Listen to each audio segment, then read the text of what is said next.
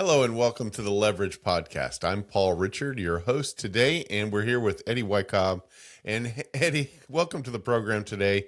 It's been great getting to know you in our different networking groups and that type of thing around the area. Welcome to the program. Thank you. Yeah, good to be here. Well, tell us a little bit about your background and how you began Red Rock Mechanical. Sure.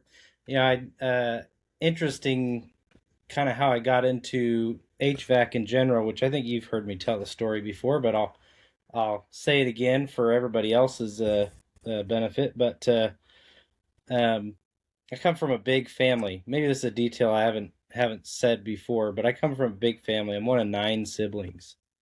Wow. Um, and very, very poor upbringing, as you can expect with that many kids in the house. And I didn't think about it when I was a kid. I didn't notice, I knew we didn't have money. We didn't do things that other people did, but it just never occurred to me that we were poor until I was an adult. But coming from that background, hard work was just something that was the normal. Like if we wanted something or to fix up the house or do something around the house, uh, we had to do it ourselves. And my dad, he was a hard worker. He was the type person that he never finished anything, but he had lots of ideas and lots of projects that he wanted to work on, and he just lacked patience to see things through. I think is what he dealt with sometimes.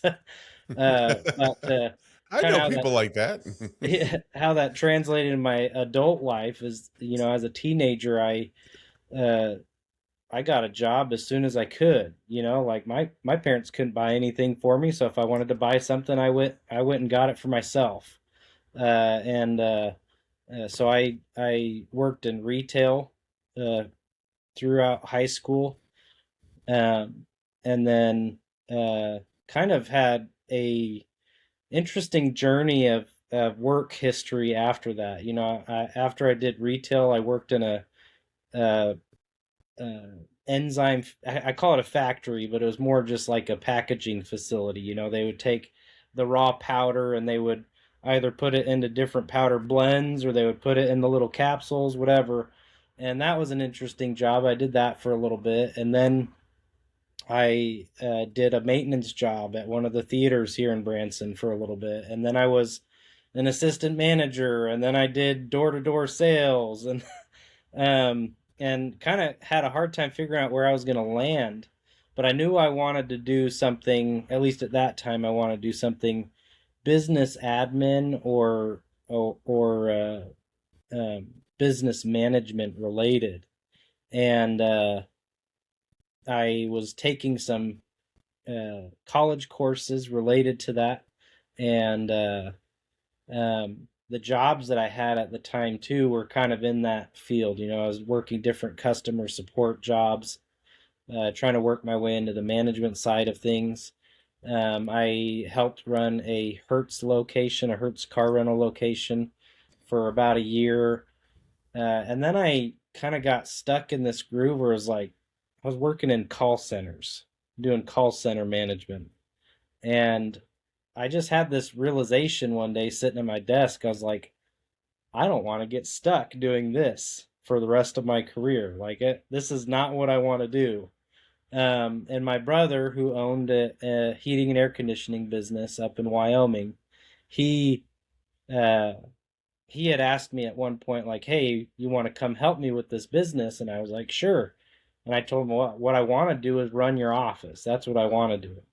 And so I ended up moving up there, and I worked in the office, running the office and helping him with his pricing and his employee issues and the CRM, all of that kind of stuff. I helped him with that for about 2 months, and then he asked me to help him with a couple of install jobs, installing a couple of systems that he had sold.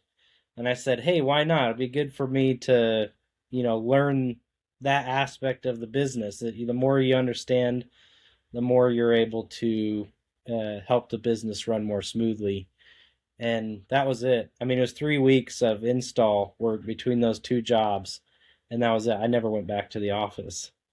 Um, and that's kind of how I got into the HVAC work. He started teaching me all the install stuff and teaching me the service side of it, which is kind of my passion. I love the diagnostic aspect of it and fixing the problem. Um, but he taught me everything, and I was fortunate to learn from him because he is a real stickler about making sure that it's done the right way. With heating and air conditioning, there's so many factors that you have to think about as far as airflow and equipment sizing, making sure that it's correct for the space. A lot of things that most guys in the industry right now are just going to say, well, the house is about this size, so I think the system needs to be about this size.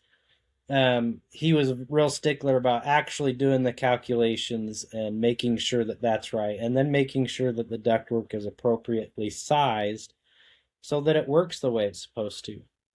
And that's kind of how the environment I learned in. He was always trying his hardest to make sure that it was as right as it could be, even if he's coming into it and it's like, this system's already been running for 40 years, but now I'm putting in a new system. How can I adjust it or modify it so that it works better, works the way that it was intended to work? So I did heating and air conditioning with him for a few years, and then I came back to Missouri and did it for a while longer. And I kind of took a little bit of a hiatus from it. I went back to doing a sales job, which anybody that works in any of the service jobs knows that sales is a big part of what you do. You sell yourself, you sell your business. You want people to feel comfortable with you being in their home. They want to feel like they can trust you to do a good job. So sales is a big deal. It's something that I feel like I have a natural ability for. But I'm not like a high pressure salesman. But anyways, I did sales for a couple years, and then there were some issues going on with the company I was working for, and I was not as happy as I had been when I was doing heating and air conditioning work either. And the culmination of all of that was like, it's just time for me to start my own business. And that's how we ended up here with Red Rock Mechanical. So I'm coming back to what I love to do, heating and air conditioning work. Um, Starting my own business is giving me the freedom to operate my business based off of what I feel like is right morally. I believe in capitalism, but I feel like it should have its limits. Um, I want to make a good living, but I don't want to make that at the expense of my customers. I want to help them and they help me, kind of thing. Um, and but yeah, starting a business helps me kind of operate the way I want to operate and get back to what I love doing. So that's that's kind of the That's a great history. background. Yeah. Yeah, that's awesome. I love that. And where did you go to work with, was it your brother you said? Yeah, so that was up in Wyoming, kind of the Oh, northwestern part of the state, about 45 minutes outside of well, I'll say 45 minutes outside of Cody, Wyoming, which is just outside the eastern entrance of Yellowstone National Park. okay. Yeah. Wow. And that's kind of rural, isn't it, up there?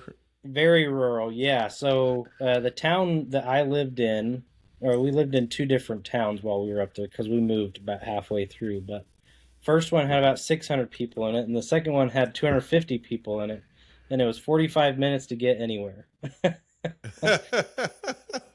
That's awesome. That's Yeah. awesome.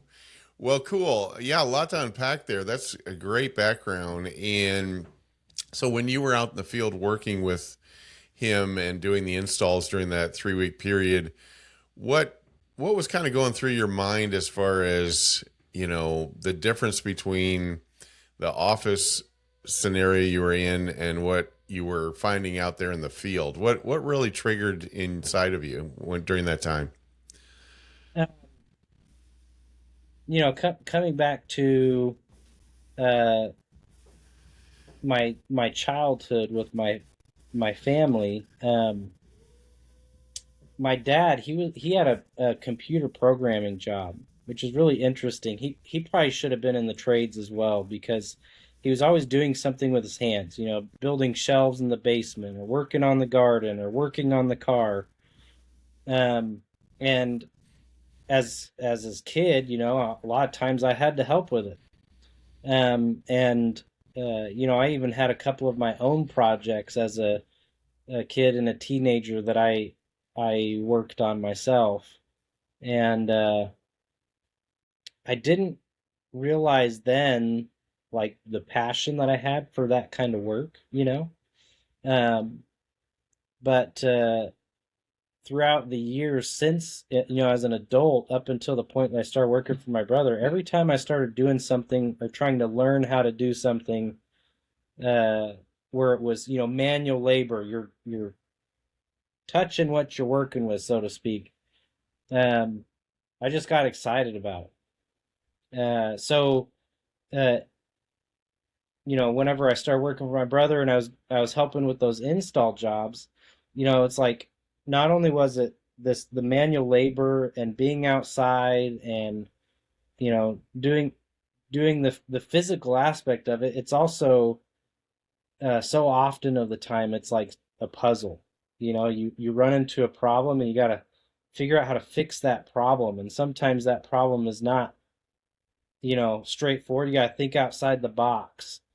um, and I think that combined with the physical aspect of it and actually doing the manual labor is what kind of got me hooked on it, so to speak. I don't know what it is about it, but the combination of running into a problem that's never the same problem twice. It's similar problems, but it's never the same problem twice. And the physical aspect of it, I think, is what drew me in. Yeah, it would seem that the problem solving aspect was very important to you as far as that goes, because, it does take a certain mindset to understand all the circumstances going on. Because, like you say, in whether it's electrical, mechanical, or even just in the physical solving of the issues, like you said, building shelves or whatever the case may be, with your dad's, handyman type things, always working on the projects. What what did you find once you were in the industry of? I know you were in the roofing industry for a while, doing that. Did you feel like that was an issue of problem solving, or was it not right in the realm of what you were trying to do? You know what I mean? I In other words, you had that knack for problem solving. I know in the roofing industry you have, to some degree, you're solving issues. It's more repetitive and probably not as engineering challenging. Is that true? Yeah, I would say it is somewhat more repetitive. I mean, there is a level of problem solving that comes with roofing, especially when you're trying to diagnose a leak. Um, Maybe it's not time to replace the roof yet, but you're trying to figure that out. Where the water's coming from and what needs to be done to fix it. Um, but I think a big part that was missing from that job was the physical aspect of it. Like I didn't hardly ever actually get up there and do the work. I was just there to sell. Um, and there's other things in the roofing industry that I take issue with. There's a mentality of especially in this area. There's a lot of insurance work, and because of that, there's a lot more roofing companies in this area than what would normally be supported. Because we just get these hailstorms that come through, like we did in Springfield a few weeks ago, and that's going to give a bunch of these businesses work for this year and next year. Um, sorting through all of that. But there is a mentality in that industry of, we're just milking the insurance company, and doesn't matter, you know, just tell the customer to file a claim and let them know that we'll do it for whatever the insurance company's going to pay for it, and we'll work with the insurance company to get that number as high as we can. Um, and I I I kind of got burnt out with that insurance aspect of things. If I have must admit, I didn't like having the arguments per se with the adjusters about what they should be paying for that they weren't. Um, and uh, and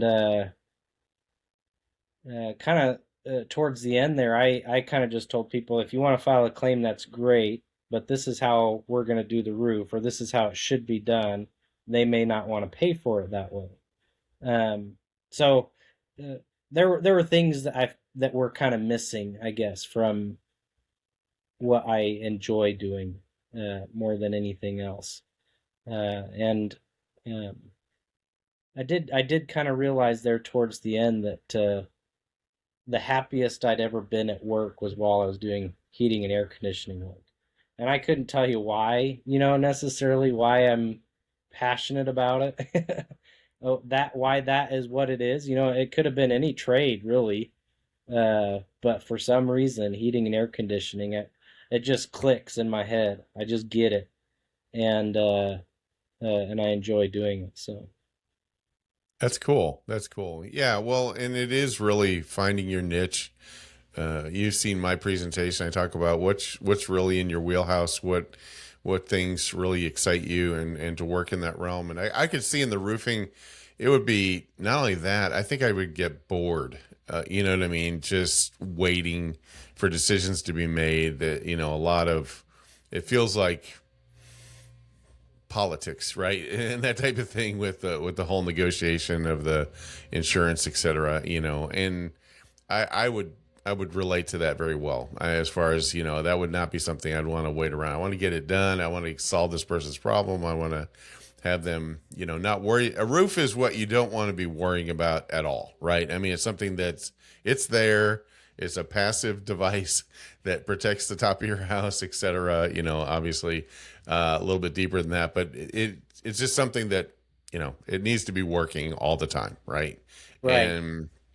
And that type of thing. And then, like, when you brought up HVAC, you really started talking about your brother was doing engineering of that. And because there are so many factors involved, I mean, if you have an application where it needs a 3-ton and you put in a 5-ton, you're going to have cycling issues. You're going to have moisture buildup issues. You're going to have all kinds of things happening. You think the bigger the unit you put in, the better it's going to be, right? If I was just not exposed to that industry at all, I might think that, right? Just put Right. a big unit in and let her ride, right? But no, you get all these other issues that occur. Return area issues. You have all those things going on, right? And pressure between different areas, et cetera, in the house, and so different sources of heat, right? Going on wherever the house was. One owner might have had the heat concentration in one room, and the other one might have it somewhere else, depending on what they did over the years, et cetera. So you're right; it doesn't always, still fit the old model of whatever was in there before will work now, and that type of thing. So the engineering, I see an engineering mind in you, and a problem solving mind as part of that as well. So that's awesome, and that's really what it takes. And then you brought up the whole issue of, I don't want to rip the client off, right? And it's an industry where most people don't understand what's going on behind the blank plate there on their furnace, or behind the blank plate there on their air conditioner. They don't want to know, they don't want to know the difference between an evaporator coil and another coil, or an A coil, or whatever. They just want it to be solved, right? And Right. so, and that in some cases it may be just a capacitor replacement versus a whole new unit, but they don't know, and so it could be a deception going on there. And, we like to believe most contractors are on the up and up, and sometimes it doesn't make sense. It's just so old, it's not going to make sense to get it. But, so as you're developing your business, what aspects of, replacement versus repair have you faced already, and what are you seeing for the future as you grow your business? Sure. Um, that's a really good question, and I get in my opinion, it's great feedback from my customers on this because I like to educate people, just teach them a little bit, sometimes too much about their system, so that Right. they know if there's a problem. If you don't know what you have and you don't know how it's supposed to run, then a lot of times you don't catch a problem until it's too late. But if you're in tune with that and you're educated a little bit, you might catch it before, it's 9 o'clock on a Friday night and it's 80 degrees in your house. Those emergency Yeah. situations where it's like, I'm not sleeping tonight until you get here to look at it. Um, but really, my philosophy, kind of on the back end, is that obviously, as a business, I need to charge enough to make a profit. Unless you're making a profit, you're not going to stay in business. Um, and where I aim that profit at is enough to grow with, and pay the bills, and that's it. So I do my pricing a little bit different. It's pretty common for companies right now to have some sort of flat rate pricing model where they say, well, it's going to cost you $125 just to get us to your door, and do the diagnostic, and then we'll give you the price for repairs after that. Um, I kind of consider myself a little bit old school as far as that go. I just tell people it's going to be time and materials. So as soon as I leave to come to your house till I'm done, it's however much time it takes for me to finish that. And then whatever parts I need to replace in the process. But what that allows me to do compared to some of the competition is, using that same example, $125 service call, and then they charge you $150 to replace the capacitor. That doesn't sound like a really expensive service call, but it's not bad, right? $275 for a heating and air conditioning service call is probably actually on the low end of what you'll see in a lot of the market right now. But using that same scenario with the way I like to do business, as long as I am covering my time, I'm fine. So, our pricing model right now is $90 an hour for labor. So if I get to your house and I'm able to replace that capacitor in less than an hour, you might pay $150 for that service call, and that's it. Maybe even less. It just depends on the size of that capacitor and if there's something else that needs to be done. But if that's all that there is, yeah, you may only pay $150. I believe that if you do that right, you do that consistently enough, and you manage your finances well on the back end, run a tight ship, that will be enough. And there's going to be changes, right? The market is forever changing. Equipment is getting more and more expensive. Even from 5 years ago, I think we probably have at least a 50 to 60% price increase from five to 6 years ago. Um, uh, and cost of living is going to go up. So the price is going to have to change appropriately. Um, and we will adjust for that. But the end goal there is to just charge a fair rate, um, and not pass off poor business practices and poor financial practices to my customers to try to cover for it. I that and That's what I'm passionate about is helping my customers not just by fixing a problem, but also by uh, making it more affordable for it to be done. It's kind of the two things that I focus on is quality quality of repair, but also um, the affordability of it. Sure, sure. So right now it's you're doing all the field work and the sales, right? Is that you're at that position Correct. right now Yeah. in your Right business? now, it's Okay. just me. Well, my wife will take over some administrative responsibilities when we get to that point. But right now, it's yeah, you call, I answer the phone, I show up at your door.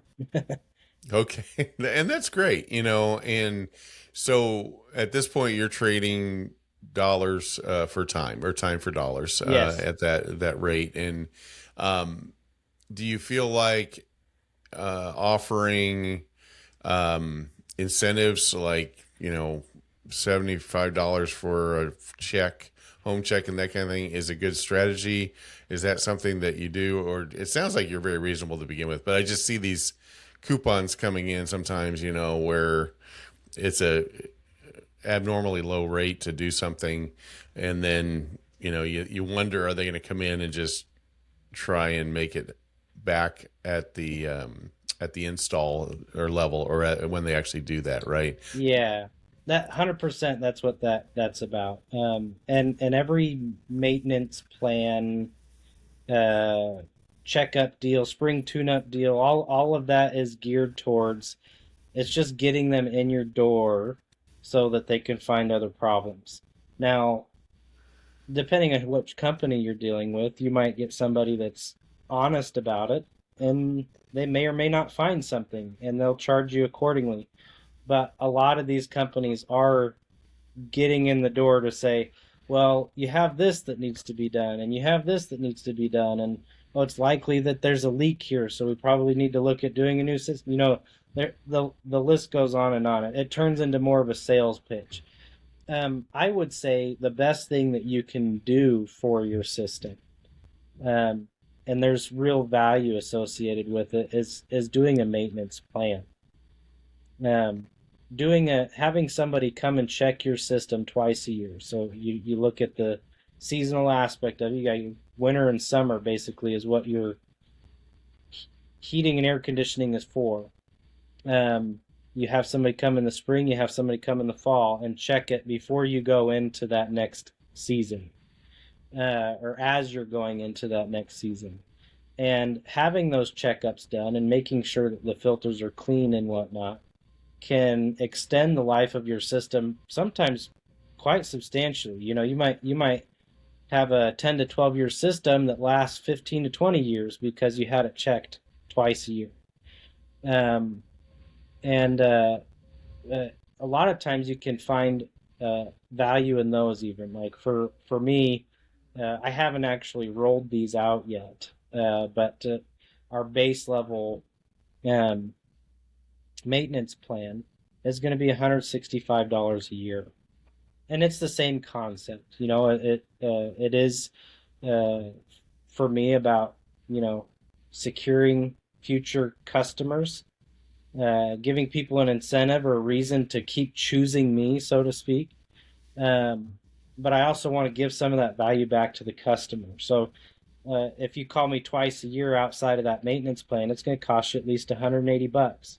Well, if you sign up for the maintenance plan, I'm going to give you a little bit of that back, and we'll do those two visits for $165.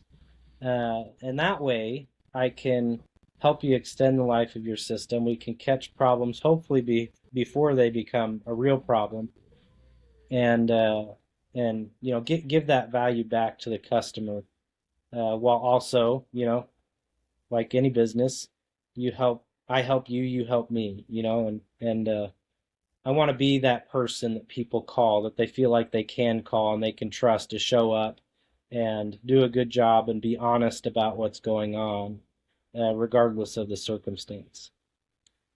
That's excellent.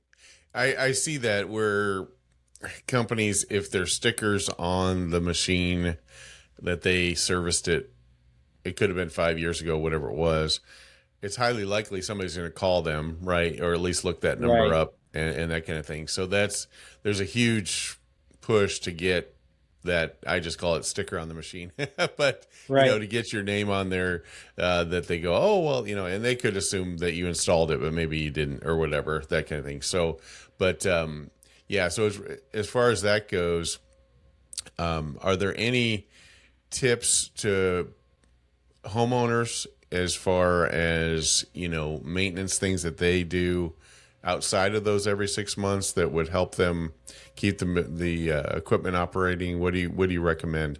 Oh, yeah, there's a few things, and any HVAC guy you ask will tell you the same thing. Filters are the most important thing. If you don't change your filters out often enough, especially if you've got like pets or something in the house, uh, that is going to have the biggest effect on your system than just about anything else. But if you change those filters every 30 days, if you've got the little 1 inch filters, if you change those every 30 days, sometimes you can get away with longer. Like if your filters are up in the ceiling, they don't catch all that dust that's falling down to the ground. Sometimes you can get away with doing those a little bit longer, but I would say no longer than every 3 months. If you're changing your filters out that often, that has a huge impact. The other thing um, I would say is like don't let your dogs pee on your outdoor unit. A lot of people don't realize that that will destroy the coils on there. I've seen some that were so bad that the aluminum fins were just falling apart uh, Wow. in there. Don't do let them do anything like that. And then I would just say be aware. I don't mean that you uh, have to pay attention to it all the time, but just be aware to how it sounds and how much airflow is coming out of the vents. What is the normal baseline? Because you'd be surprised how often I go into a house and I ask questions, like, is this a normal amount of airflow or does it normally sound like this? And they'll say, oh, I don't really pay attention to it that much. It's like some of those things are really helpful when you're diagnosing a problem that's kind of hard to figure out. Some of those details can help identify the source of a problem. But yeah, really filters are the best thing, and I think maybe the only other thing I'd say is uh, if your air conditioner's not keeping up, turning the thermostat down lower won't do anything to make it work harder. Right. I get that a lot. It wasn't keeping up, so I turn it down to 65. Well, that's not actually going to do anything. If it's having a problem maintaining the temperature that you want it to, that that's a good indication that there might be a problem and you need to call somebody now instead of 2 or 3 days later when it's really become a problem. Those are just a couple of things that come to my mind right off the bat.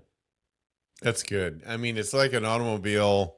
The filter's like an oil change, right? You just need to keep it changed regularly to do that. And it's one of those things that doesn't scream out at you. You don't have a Right. red light on your thermostat unless it really has a bad airflow issue, which a lot of times they'll have an indication right on the thermostat that the airflow is restricted. But I mean, honestly, it doesn't. You almost have to put it on your calendar and do that. Go check it, and take a look. Speaking of the filters, they have those really cheap ones that look like, insulation, like Yeah. sort of thing. And The then blue there's the stuff. ones that, what's that? The blue stuff. The blue stuff. Yeah, blue Yeah. stuff like that. And then you've got, Filtrete by 3M and all these things, which are, like 10 times more expensive or whatever, and that type of thing. What do you recommend in that realm? And because there's ones with pets, ones without pets, et cetera, et cetera, et cetera. Are those worth it or not, in your opinion? How do you make a filter selection on that? Unfortunately, my size filter in my house, I can't even find the size except on Amazon. Honestly, it's Yeah. ridiculous. Yeah, I've got a train unit, and I think it's 18. It's like 18 by 20, and it's Yeah. not. Nobody carries it, right, Hmm. except Amazon. So it's just crazy. But what is your recommendation in that realm as far as filters go? Right. So you have to be a little bit careful with filters.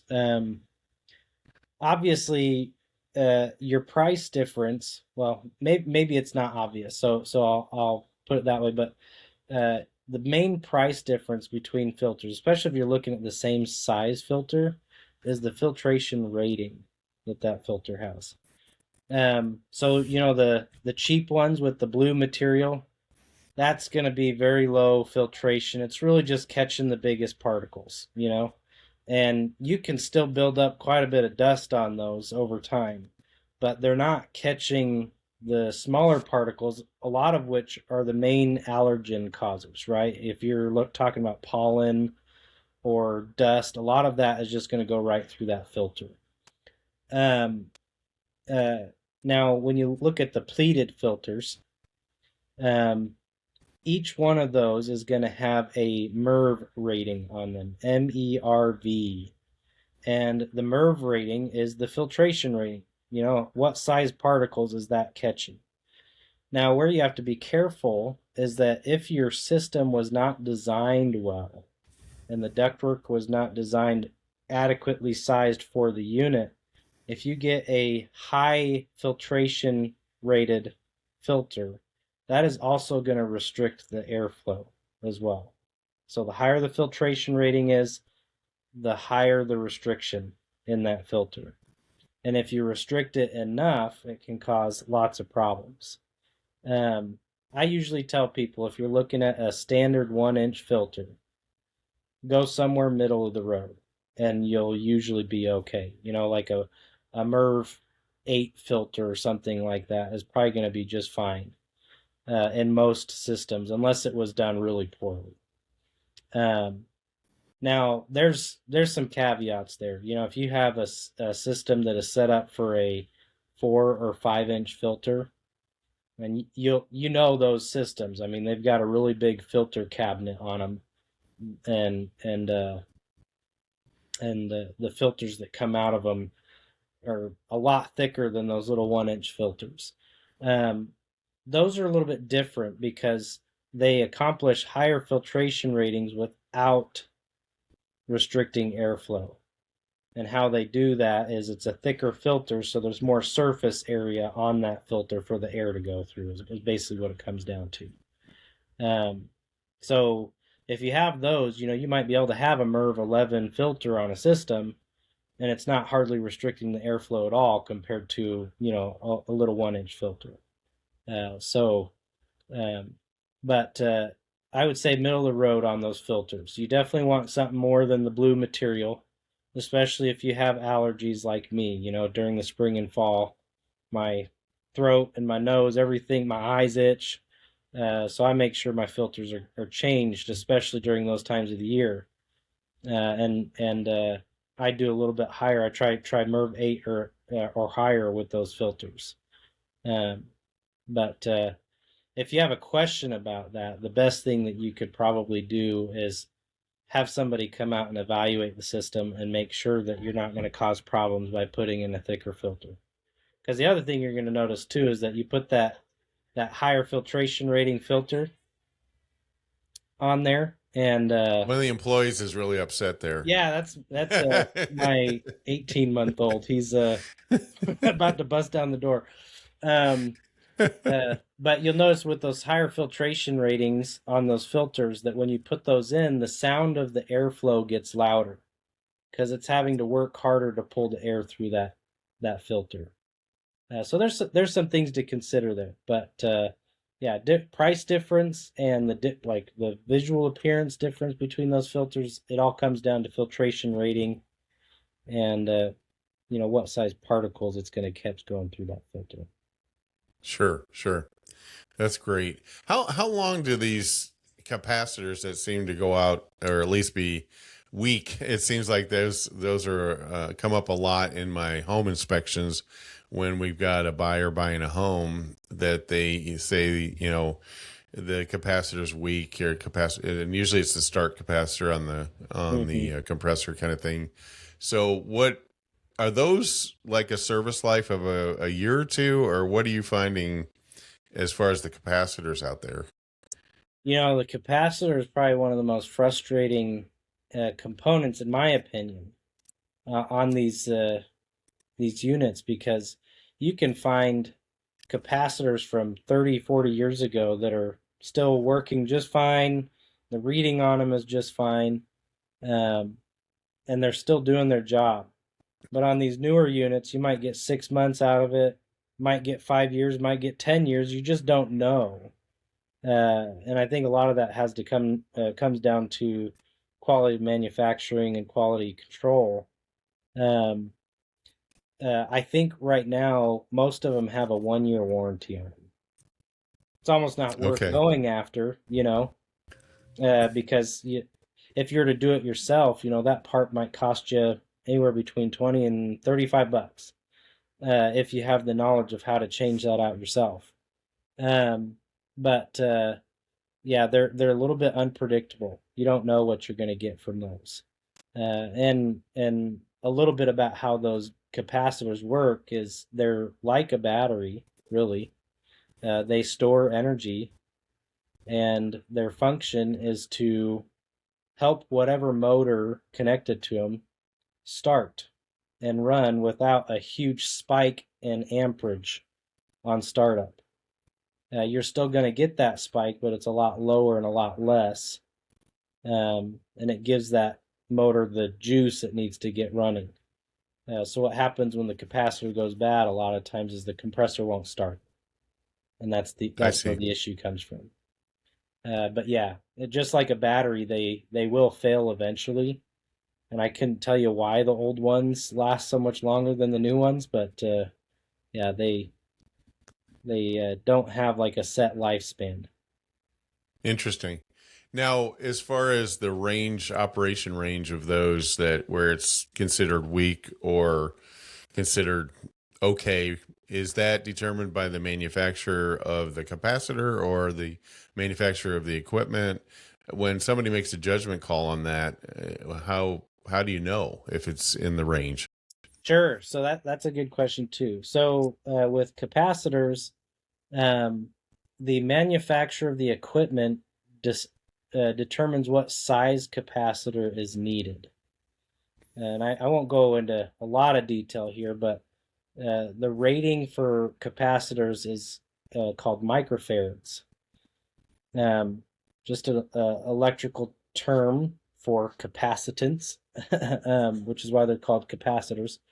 But the larger the motor attached to it, the more or the higher the rating needs to be, is essentially what it comes down to. The more juice it needs to put out, so to speak, whenever it starts up. Whenever the manufacturers of the capacitor make those capacitors, on the label, it will say that it needs to be this reading, this microfarad reading, plus or minus a certain percentage. And if it's outside that percentage range, it's no longer functioning at its optimal capacity. It's not doing what it's supposed to anymore. So, a lot of times if I come to a house and I'm looking at the capacitor and I say it probably needs to be replaced, it might still be functioning, but it has fallen outside that percentage range of where it's supposed to be. And what that tells me is that capacitor is failing. It could last 2 more years. It could last another week. I just don't know. So I'm going to tell the customer, hey, this probably needs to be replaced. It might keep working, but I just don't know how long. So if I don't replace it right now, just know it could go out at any time. And then you'd be calling me back. Most of the time, people are going to choose to do it right then. Especially with the capacitor, because it's a cheap part to replace. Uh, uh, but yeah, so the manufacturer of the equipment determines what size is needed for the equipment, and the manufacturer of the capacitor determines the acceptable range of operation for that capacitor. Are you able to normally stock the capacitors in your truck to meet most of the demand? Yes, yeah. So how I do it right now is I have emergency capacitors for the more expensive ones. Um, and what I would do in that case is to get you up and running, I'd put one of those emergency ones in, which is basically a universal capacitor. These are a lot more expensive than your typical ones, but it's just to get you up and going so that I can get the right one. And then I'll come back and put the right one in. The cheaper ones, the smaller ones, like for your blower motors and your air handler, your furnace, I stock those individually so that I can replace those and leave it. Um, but with your dual run capacitors for your outdoor units, there's such a wide range of sizes and combinations of sizes because there's two different sizes on that, or two different sides on that capacitor. There's such a wide range that I'd have to carry 30 different capacitors with me at any given time. Excuse me. So I just carry a couple of emergency ones to That get. makes sense. So Yeah, you put that in, you go to the wholesale house and get the right one and then correct. come back and replace it. Is that how you do it normally? Yeah, yeah. Okay, cool. And so talk about markup on parts. Is that, I mean, obviously that's at your discretion as a contractor. Is it typical? I remember you used to go to the wholesale house and you had what you call edge of sheet pricing, right? And then you'd have the retail, if you will, right? And Sure. that type of thing. What's kind of the norm these days, and what do you see out there? Oh man, this is another thing where you see such a wide range. You know, you get somebody that will come to your house and they'll say it's $225 to replace the capacitor. And I've actually seen that price, you know. Um, it's really hard because I mean, in some instances, you know, they might be paying their technician 25 bucks an hour.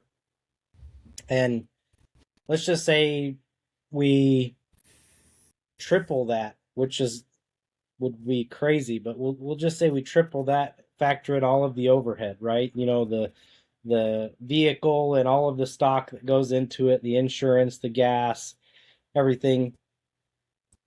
So $75 for that service call and wages and overhead, and then that part might cost 25 bucks. So it's $100 cost. Worst case scenario for that business on that service call, and they charge 225 bucks. Um, I find that using a markup calendar works pretty well for a time and material model, uh, like how I operate. And you know, for cheaper parts, you might have a higher markup, but for more expensive parts, it's going to be a lower markup, and that's very similar to how a lot of you know, mechanic shops and stuff operate, is they'll use a markup calendar. But once again, you know, I'm trying to keep those markups within a range that I feel like is acceptable, especially for the area that I operate in. You know, it's a little bit different when you're in New York City and the cost of living is crazy high. Whereas here in the Ozarks, cost of living is pretty low compared to the national average. And we have a lot of low income people in this area. So I want to make sure that I can offer an affordable service to them as well. And that's kind of what I aim my markup and my labor rates towards. Very good. Now, in the realm of wholesale houses and that, like if you went to a Johnston Supply or something, do they carry most of the parts you'd need, or do you have to go sometimes to the manufacturer? What part of the machine is usually proprietary versus universal? So proprietary components are going to be more than anything else your compressors, any circuit boards. Actually, I can't even really say that because you a lot of scenarios you can use a universal control board to replace Hmm. an OEM one, um, and it'll still work just as well. Hmm. Uh, but there are a lot of scenarios where I would go get the OEM part. for circuit boards. But compressors, coils, metering devices for the refrigerant flow, those are things that I would never try to mix and match. Um, I would go to the manufacturer every time on those. Outside of that, you know, most of the blower motor, fan motors, capacitors, contactors, relays, sequencers, all things that you'll find run into regularly in this area. You can use a universal part to replace it, and it'll work just as well as the OEM one from the factory or from the manufacturer. Johnstone uh, carries a lot of those universal parts, and a lot of the supply houses will. We also have Lock Supply here in Branson that they carry a lot of universal parts. Um, if you need something proprietary, we're fortunate because we have just about every brand of manufacturing that's available in this market. We have um, supply houses in Springfield for those brands. Carrier, Train, Riemann, Rude, um, Goodman, Daikin. We have supply houses in Springfield that I can get a brand specific part from if I need to. And to that point, you can actually order them from Johnstone too, but sometimes it's going to be more expensive Sure. getting it through Johnstone than if you go directly to that manufacturer. That's interesting. Okay. Yeah, I happen to, I may mention this to you, but my GE refrigerator was the not cooling. And so Oh, I scanned the barcode inside and went to the website, and I pretty much figured it was a evap fan in the unit because the freezer was working fine, and there was a lot of ice around where the coil was inside the refrigerator box. So anyway, long story short is, if I ordered the GE part, it was going to be, I think, $60, and then I just happened to go up, put the part number into Amazon, and it was $18. So it was, Amazon. so Amazon. Oh my gosh, that's And to crazy. that point too, and uh, I am for especially for people that have a little bit of know-how about how to work on stuff. I'm all for. I'm the same way. Like I will try to do it myself if I think that I can do it. Uh, there Exactly. are there are lots of websites online that are great resources for those kinds of repairs. One of my favorites, and I actually still use it a lot, especially if I'm looking for a part that I can't find, um, or I only have a model number, but I don't know what the part number is called repairclinic.com. And I feel like I have to put a disclaimer or something. I'm not getting paid by them to say this. Uh, but uh, Understood. but if you Understood. put in the model number for a furnace, air handler, a heat pump, an air conditioner, a refrigerator, a washer, a dryer, if you put in the model number on Repair Clinic, it will show you the list of parts that go into that unit and give you the Hmm. manufacturer part number. And you can buy it Hmm. from them, or you can take it to Amazon and put in that and see if you can find a better price, or eBay or wherever. And I've done that a lot, not necessarily with heating and air conditioning stuff, but when I've fixed my own washer and dryer, or sometimes if I'm working on a HVAC unit that I can't get the part for and I'm trying to get it more quickly, I'll go to that website to get the part number and see if they have it available, that kind of thing. But they're a great resource, and they even have troubleshooting videos or common problems with that unit. Sometimes they'll have really good resources that way. So if you're a serial DIYer like myself, I am. it's a I good am a serious. option.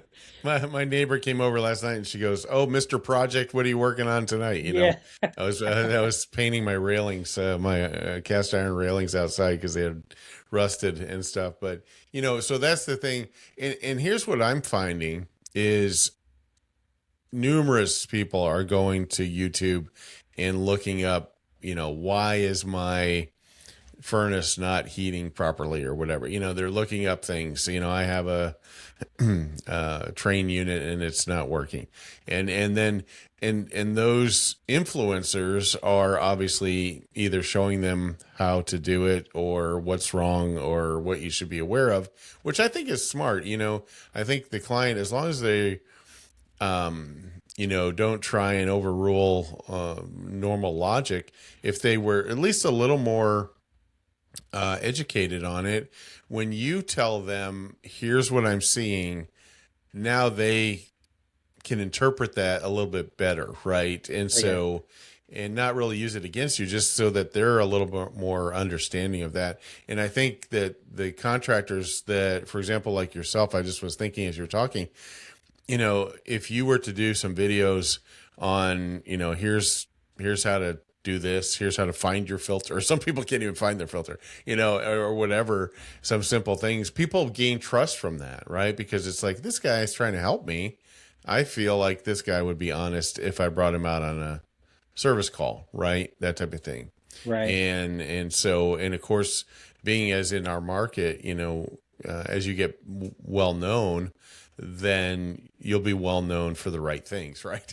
You'll be well known for being trusted, right? Okay.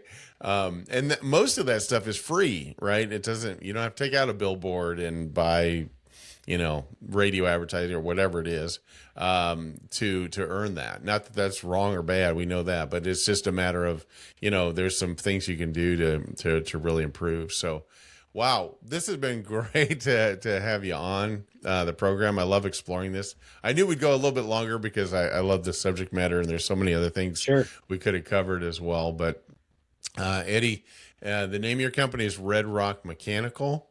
You are here in servicing. Give me a limit of where you service. Is it within an hour of Branson, or what's your typical? For the most part? I won't limit myself. If somebody called me and they were in, I don't know, Theodosia or something like that, I'd probably go, but I, especially for the busy season, about 45 minutes from Branson is where I'd like to stay, just to keep the time in between service calls down. It's not fun for a customer if they call and you say, well, I'm an hour and a half away from you, Right. So it's going to be 3 hours before I can get there. Try to keep that time down so that I can service the people in this area as good as possible. But I won't, if somebody needs help, I'm not opposed to helping, even if you're a little outside of it. So, can people book an appointment on your website at this point? So my website is in the process of being made. We don't have an appointment capacity set up yet, but there is a form that you can fill out. So if you go to the website, you can fill out the form, and we'll call you shortly afterwards to get that scheduled. So, and I'm not sure the exact time frame that the website's going to be up, but I would say probably within the next week. Very good. Very good. And then if they want to call you, want to give us your number, please? Yes. And shame on me for not having it memorized. I always get the last couple of numbers mixed up, so I'm going to pull it up. Well, let's get it accurate. That's So it is 417-413-4940 is our number. Fantastic. All right. Well, Eddie, it's been a pleasure, sir. Look forward to seeing you again soon. Thanks for being on the podcast. Thank you.